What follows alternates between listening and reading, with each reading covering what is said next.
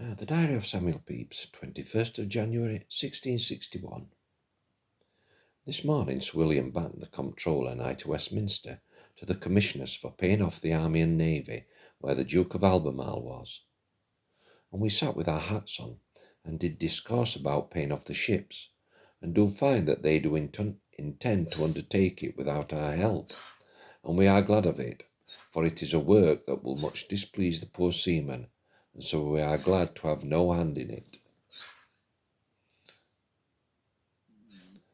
From thence to the Exchequer, and took £200 and carried it home, and so to the office till night, and then to see Sir William Penn, whither came my Lady Batten and her daughter, and then I sent for my wife, and so we sat talking till it was late. So home to supper, and then to bed, having ate no dinner to-day.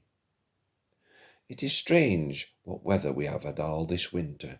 No cold at all, but the ways are dusty, and the flies fly up and down, and the rose bushes are full of leaves.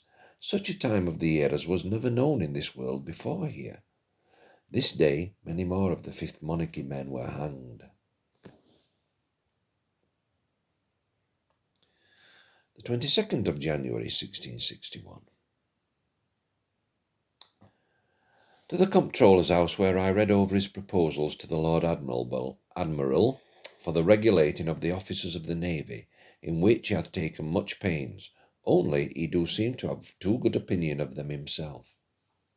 From thence in his coach to Mercer's Chapel, and so up to the Great Hall, where we met with the King's Council for Trade, upon some proposals for theirs for settling convoys for the whole English trade, and that by having 33 ships, 4/4 rates, 19/5, 10/6, settled by the King for that purpose, which indeed was argued very finely by many persons of honour and merchants that were there. It pleased me much now to come in this condition to this place, where I was once a petitioner for my exhibition in Paul's school, and also where Sir George Downing, my late master, was chairman, and so but equally concerned with me. From thence home, and after a little dinner with my wife, and I by coach into London,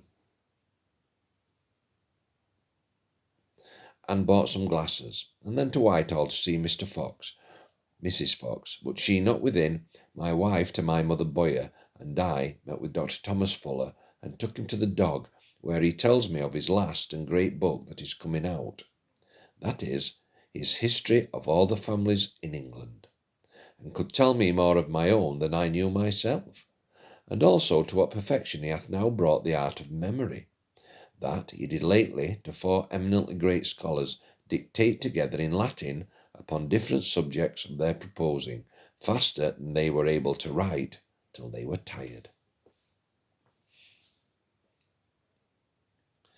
And by way in discourse tells me that the best way of beginning a sentence, if a man should be out and forget his last sentence, which he never was, that then his last refuge is to begin with an utkunc, whatever that is.